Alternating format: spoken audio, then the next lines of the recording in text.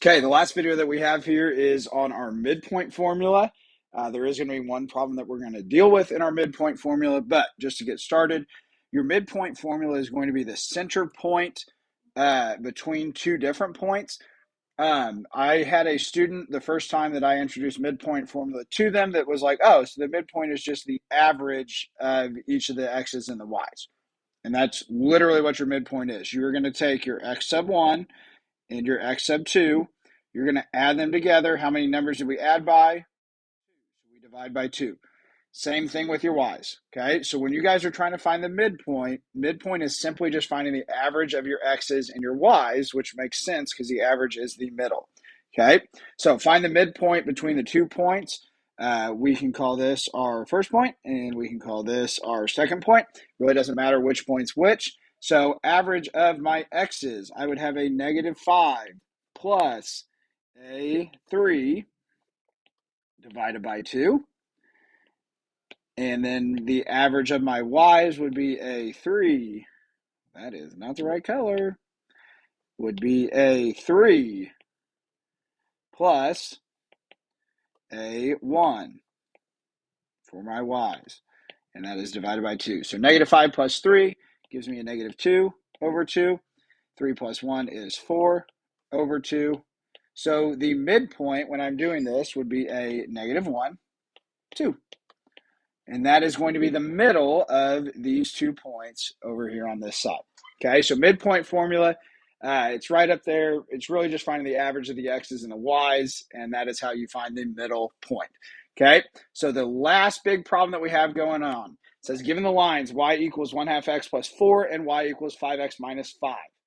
First, it says to find the point of intersection between the two given lines. Okay, now you do have to solve this algebraically. However, if you are somebody that is pretty good at graphing, one of the solutions that you could do for this is to come down here and actually graph those two lines on this graph first.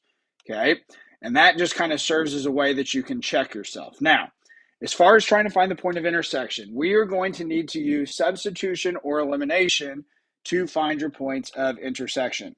The nice thing about this, we have that y equals 1/2 x plus 4. Okay, so what I could do then, because I have that y is over here, I could simply substitute this value in for that y right there. And that's exactly what we should do here. We should take, instead of it being y equals, we could do 1/2 x plus 4 equals 5x minus 5. Okay, now there are a lot of different ways that you can solve this thing.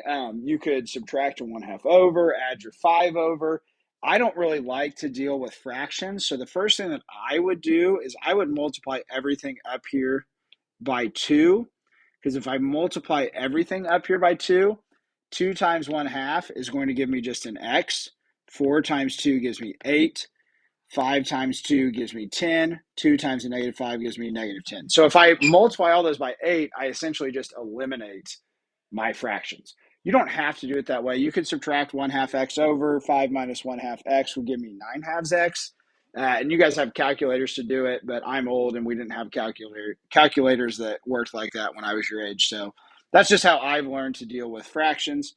But regardless, subtract x on both sides, gets rid of it there. Add 10, gets rid of it there. So I end up with 18 equals 9x, divide by 9, and I find that x equals 2. So once I know that x equals 2, I just need to plug it back into either one of those two equations up top. It does not matter which is which. Either one will work and give you the same answer. I'm going to do y equals 5 times, my x was 2, y equals 5 times 2, minus 5. I get y equals 10 minus 5, y equals 5. So it asked for the point of intersection, so I need to write my answer as a point, 2, 5, and that is where those two lines will intersect. Okay, now why did I pair this with the midpoint formula? Well, if you look at the next question, it says find the midpoint, okay, between your point of intersection So there was our point of intersection and the point 0, 0. So I got to find the midpoint between 2, 5 and 0, 0. Okay, so what's the midpoint between those two? Well, my midpoint formula, I need to add my x's together. 0 plus 2 divided by 2. Add my y's together. 0 plus 5 divided by 2. Okay, 2 over 2 and 5 over 2. So that ends up being 1, 5 over 2. Okay, 5 over 2, if you plug that in your calculator, would be 2.5. I like these fractions better. There's my midpoint. Okay, so if you have not done it yet, because remember we talked about that we could graph these two right from the beginning, but if you haven't done that yet, then now you're going to need to go down and graph these two lines. The first one is y equals 1/2 x plus 4, I believe. I need to go back up and check to make sure. Y equals 1/2 x plus 4. Good. And then our other one is going to be y equals 5x minus 5. Okay, so if we read the instructions, it says sketch the associated picture by drawing both lines and plotting and label both a point, 0, 0, and the midpoint found in part B. So graph my first line first, positive 4. And it has a slope of 1/2. So up 1 to the right 2, up 1 to the right 2. And that pattern continues on. I could also go down 1 to the left 2. So there's my line there. Okay, they do want you to label. So this is y equals 1/2 x plus 4. Okay, then I got my blue line, y equals 5x minus 5. So I'm going to go down 5. And then it's 5 over 1. So I can go up 5 to the right 1, up 5 to the right 1, up 5 to the right 1. Okay, again, label your line, y equals 5x minus 1. Okay, so now I should check that intersects is the point 2, 5, which was my answer that I had above, 2, 5. So good. That's a way for me to check to make sure I did that right there. Okay, so 2, 5 is my point of intersection. It also wants me to graph the point 0, 0. So there's 0, 0. And it wants me to graph my midpoint. So my midpoint was at 1, 2.5, or 1, 5 halves.